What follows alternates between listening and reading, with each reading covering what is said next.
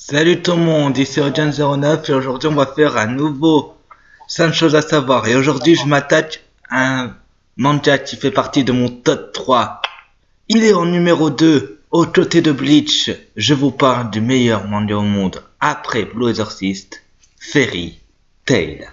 Oui, là c'est le dernier manga parce que le premier manga il est très loin dans ma file de manga. Mais en tout cas, on va faire. Oui, c'est ce fameux manga que tout le monde peut en parler, hein. Ouais, donc, on va commencer les 5 sujets. Premier sujet, Natsu, maître et mage. Je m'explique.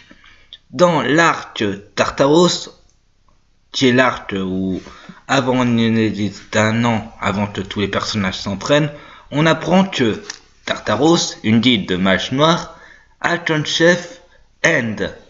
J'en reviendrai plus tard sur End. Mais Natsu est aussi mage de Fairy Tail, mais est maître aussi de Tartaros. Mais vous allez dire, mais tu viens de dire c'est End. Comme j'ai dit, j'en reviendrai plus tard sur ce sujet. Mais Natsu, c'est un mage, mais il contrôle le feu. Oui, c'est le fils d'Ynir, le dragon de feu, le roi des dragons. Là, on dirait que ça me rappelle le mage du feu dans dans le RPG sur table avec Bob Lennon. Non, lui c'est un pyromane. Ouais, ah ok. Ouais, donc on va passer au deuxième sujet. Les dragons morts vivants. Je m'explique encore une fois. Il existe environ, alors si je me trompe pas, 5 chasseurs de dragons véritables. Je vais définir comme ça. Les chasseurs de dragons véritables ont été élevés par un dragon. Les chasseurs de dragons ont été élevés par des dragons. Oui. Et alors, pourquoi ils sont désignés comme chasseurs de dragons alors qu'ils sont élevés par des dragons? Eh ben, ça a été défini comme ça. Mais je m'explique une deuxième fois. Il existe aussi 3 générations de chasseurs de dragons. La première qui a été élevée par un dragon simple. C'est le cas de Natsu, Gajil et Wendy. Ah, La seconde génération, ce sont des chasseurs de dragons qui ont une lacrima dans leur corps. C'est le cas de Cobra et de Luxus. c'est quoi un machin truc avec les mains là? Une lacrima, c'est une pierre magique qui permet de développer des pouvoirs ou d'utiliser comme de la vision ou comme un téléphone, on peut dire. Ouais. Et les chasseurs sans être chasseurs, Ouais. ils auraient pu les appeler les dresseurs de dragons, quoi. Ben, j'en sais rien pourquoi ils l'ont appelé chasseurs de dragons. Il existe bien sûr une troisième génération dont ils ont été élevés par un dragon et ils ont une lacrima dans le corps. C'est le stade de Sting et Rogue. Bon. Ouais, ne cherche pas à savoir, il te l'explique tout de suite, hein. Ouais, donc, je m'explique. Pourquoi j'ai dit dragon mort-vivant? Parce que, on revient encore sur l'arc de Tartaros. Parce qu'ils sont morts et vivants. Laisse-moi m'expliquer la voix off. Bon, pendant l'arc Tartaros, on a Acronologia, le dragon des ténèbres, qui se ramène au KLM pour faire une chose. Je vais détruire le monde avec mon souffle. Je ne pas, il a dit ça. On est des méchants. Oui, sauf que, bien sûr, quand je dis mort-vivant, en fait, on a aussi le souci qu'on a des... comment ça s'appelait déjà? Attendez, j'essaie de me rappeler... L'héritage blanc, voilà, ça me revient, l'héritage blanc. Que le conseil avait activé, enfin plutôt que Tartaros a activé.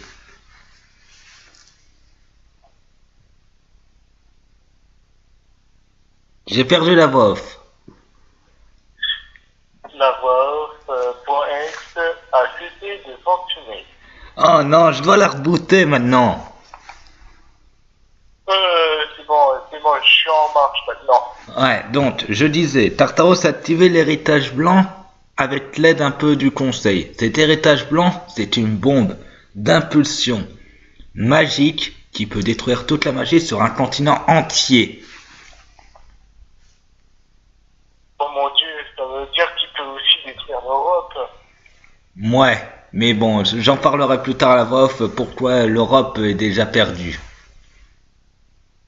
Ah bon? Oui, tu comprendras. Donc, pour détruire cet héritage blanc, les chasseurs, enfin plutôt les dragons qui les ont enlevés, sont sortis des cœurs des chasseurs de dragons. D'accord. Sauf que le souci, c'est que ces mêmes dragons étaient morts il y a plus de 10 000 ans, dont ce n'étaient que des fantômes. Les fantômes. Donc, réfléchis, des fantômes qui combattent avec des vivants, c'est des morts vivants, je suis désolé, c'est des zombies. Oui. Donc, voilà pour ce Je sujet. vois pas l'incohérence. Donc, voilà pour ce sujet. Le troisième sujet, l'enfant de deux immortels. Je m'explique encore une fois. Nous avons un pseudo-dieu, enfin si je me trompe pas sur son nom. Attendez, je crois que j'ai son nom quelque part. Alors. Non, rien, vas-y, continue. Non, t'en fais pas, je vais retrouver son nom. J'ai aucun problème.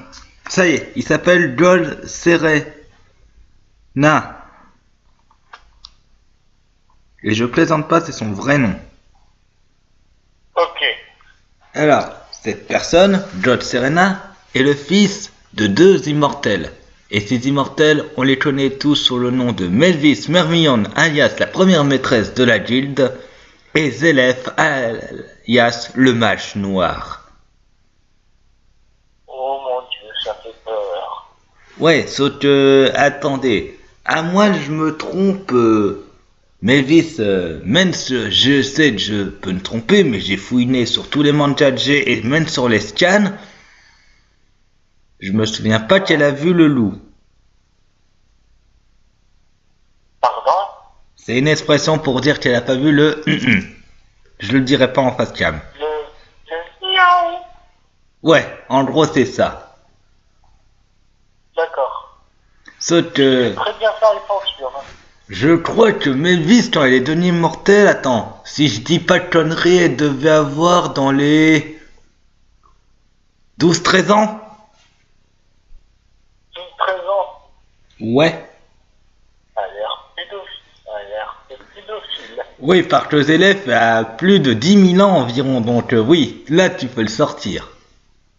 A l'air pédophile mortel. A l'air pédophile Ouais. mortel. En fait, ça vient des scans. En fait, ce John Dera est le fils de Melvis et de, bien sûr, Zélef, mais est aussi le neveu de Natsu. Je ne comprends rien. J'y reviendrai à mon sujet sur plus tard, quand j'ai expliqué. D'accord. Donc, ce sujet est fait, on va passer au quatrième sujet. La relation entre Lucy et Natsu. Ouh là là. Oui, parce que au départ, quand Natsu a sauvé Lucy, c'était plus une complicité d'amitié. Vous me suivez? Oui. Bah, C'est un peu comme dans tous les mangas, quoi. ouais. Mais plus tard, Lucy a commencé à développer quelques sentiments pour Natsu. Comme dans les autres mangas. Ouais. Sauf que sur l'avant-dernier scan et sur le dernier scan que j'ai lu, comment dire, pour sauver Natsu de la mort, Lucy a dormi avec lui sans ses vêtements. Et c'est pas des conneries, c'est vraiment arrivé sur les scans. Je me suis dit, oh bon Dieu. Je vois pas quel équivalent je dois faire pour ce sujet-là. Alerte malsaine. Oui. Je vois que ça. Ouais, vais activer. Alerte mal fait. Alerte mal fait. Merci, parce que je peux pas développer le sujet sans devenir trash, alors je veux pas. Surtout pour le 11e épisode de mes 5 choses à savoir. Ah bah désolé, on n'a pas assez de budget, alors je suis obligé de faire à la maison, on va dire. Oui, je sais. Donc, on va passer au 5e et dernier sujet. Qui est Vas-y. Natsu et End est seul à vaincre Zelef. Oui. Alors, comme j'ai dit sur mon premier sujet, Natsu est maître et élève. Sauf que, comme vous allez me dire, j'ai dit que End était le maître de Tartaros. Sauf que End, en entier, ça veut dire Edenet Natsu Dragnir. Ça veut dire que End est Natsu. Natsu est un chasseur de dragons, est aussi un démon créé par Zelef. Il y a trop de révélations dans tout ça. Sauf que ce n'est pas tout. Seul un démon peut tuer Zelef, un démon de ses livres. Donc, Natsu, étant End, il peut le tuer. End, Natsu, mais je crois qu'ils sont pareils. Ouais, Comment il peut tuer End peut tuer Zelef, puisque c'est un démon de son livre, puisque Zelef a créé ces démons justement pour mourir. Ouais. Sauf que, j'ai envie de dire, si, comme j'ai expliqué sur mon sujet, l'enfant des deux immortels, le God Serra est le neveu de Natsu. Vous voulez savoir pourquoi? Et pourquoi? Parce que Natsu est le frère de Zelef.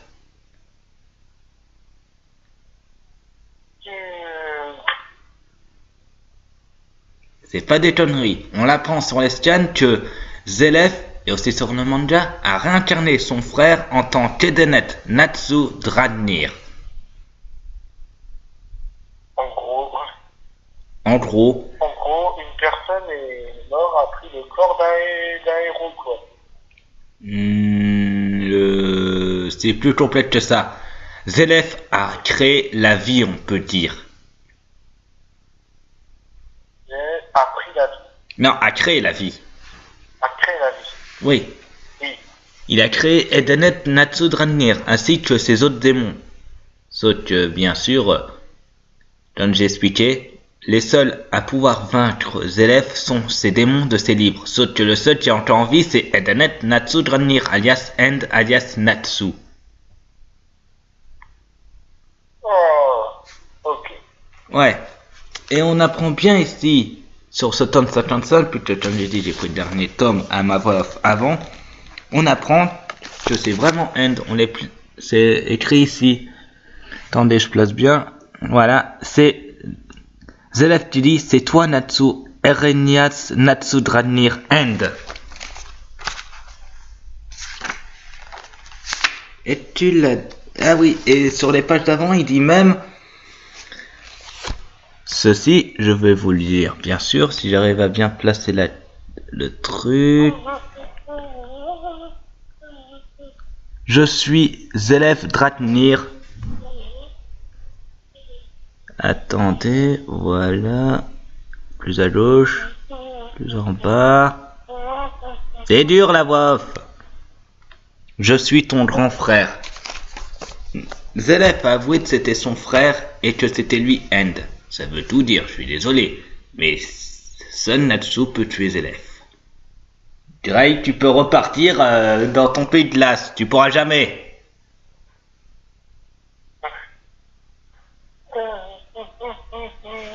Donc, voilà, mes 5 sujets sont finis. Merci d'avoir regardé cette vidéo. Je vous incite à mettre un pouce bleu, à m'écrire vos prochains défis pour mes let's play dans les commentaires, à vous abonner, et n'oubliez pas, je serai toujours là pour vous. Allez, salut tout le monde, et si on a sur ma chaîne, bye.